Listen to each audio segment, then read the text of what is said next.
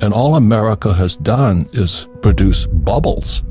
So we have a bubble in real estate, bubble in stocks, bubble in bonds. Everybody's happy. They think they're getting rich today. And I've never seen it so frightening.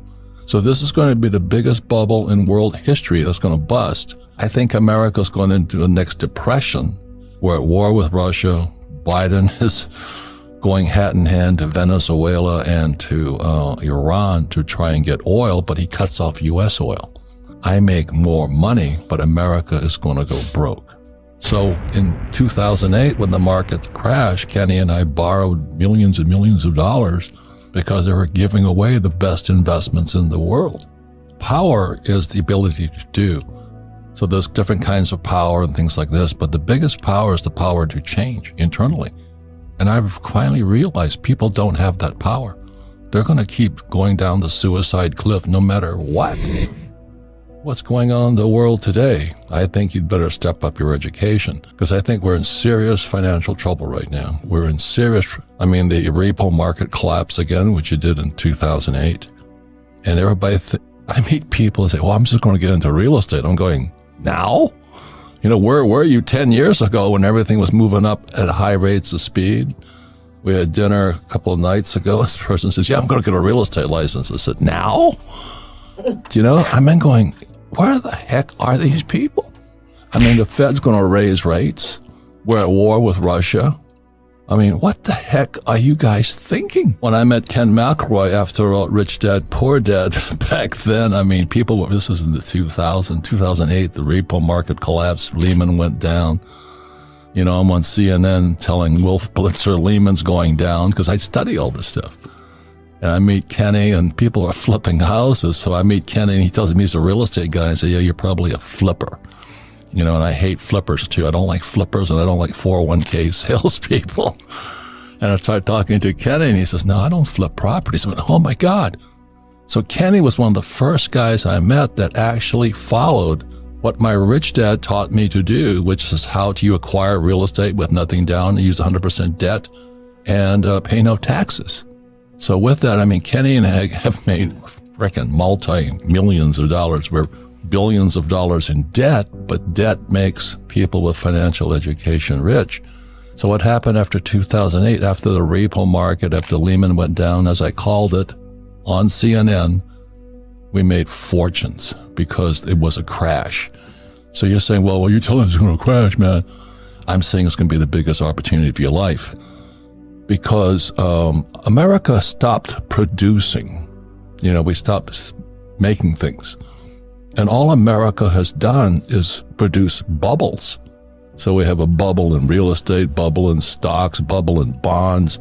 Everybody's happy. They think they're getting rich today. And I've never seen it so frightening. Now, on the other side of the coin, as Kenny knows, Ken McElroy, he and I know, is after 2008, we just borrowed our asses off and bought real estate as it crashed. The problem, this is the everything bubble. This is the biggest bubble in world history. So it's going to be big. So John and I, like I said, rugby players play for the Hawaii Harlequins rugby team. And I'm talking to him and he's telling me about all the rich people we knew in Hawaii who are going broke. I'm going, you got to tell that story. Because as I said, in 1974 was the first 401k. It was called ERISA, Employee Retirement Income Security Act. And I was still in the Marine Corps, and I was flying out of Hawaii, and I went to listen to these pitches on how to sell a 401k, and I see these guys are lying through their teeth. Because the advantage I had is I had a rich dad and I had a poor dad. And my poor dad was the village idiot. He was a PhD, which stands for Poor, Helpless, and Desperate. He ran the school system for the state of Hawaii, and he thought the 401k was wonderful. I'm going, you got to be kidding me. And my rich dad was my best friend's father. He goes, oh my God, boy, talk about a license to steal money from stupid people called employees. So I came from a different, so this is 74, I'm still in the Marine Corps. And the first thing my rich dad said to me, if you're going to be a rich man, you better learn two things right now. Be an entrepreneur, but he says you've got to learn how to sell. And secondly, you've got to know real estate. Because real estate is debt and taxes. And that's, what do you mean debt and taxes? So in 1974, I took my first real estate course and opened my eyes up, because you don't need money to buy real estate and you pay no taxes on top of it. Just before I get out of the Marine Corps, I get a job with Xerox to learn how to sell. So I got sales, and then I understood real estate. So why am I a rich man today? Because I took 2 courses, learn how to sell and learn about real estate. And my poor dad, the PhD, says, go back to school, get your MBA and get your PhD. I'm going, then I'd wind up like you, a poor, highly educated man with a 401k.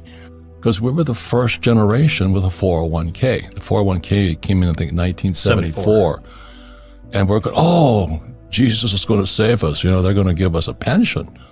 But in my opinion, it was one of the biggest screw jobs ever, because you're putting people who know nothing about investing, and they're now counting on Wall Street to keep them alive into their late years.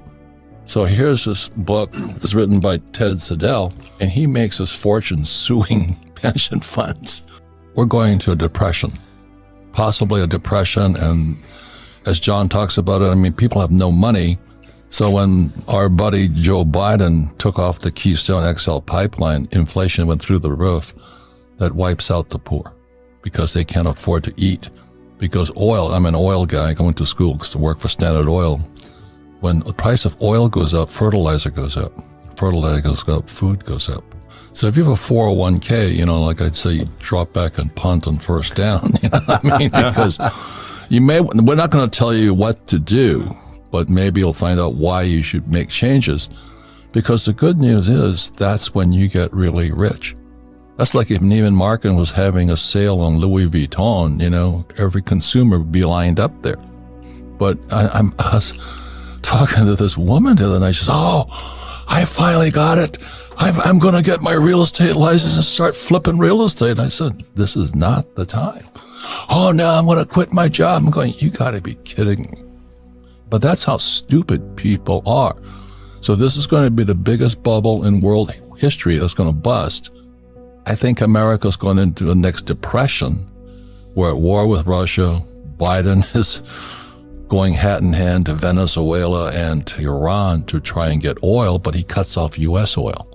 Now, that's good news for me, because I sell oil. We had Mike Maselli here this weekend, and oil went from $30 a barrel to $130 a barrel. I make more money, but America is going to go broke. So in 2008, when the market crashed, Kenny and I borrowed millions and millions of dollars because they were giving away the best investments in the world.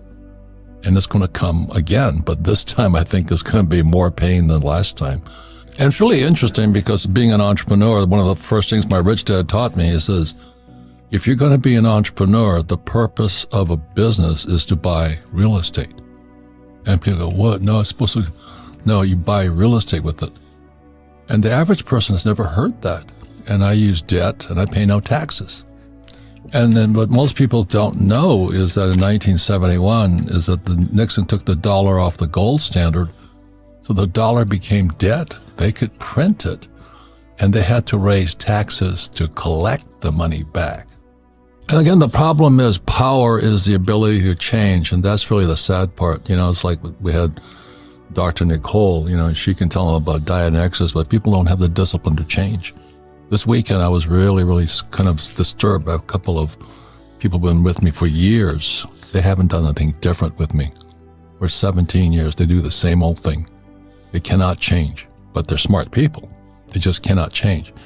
Like I was talking to people I've known for years. How much gold have you bought? None. How much silver you bought? None. How much real estate have you done? But we read your book. Yeah. And I go nuts. That means there's something really effed up inside of you. You have a definite block to be poor.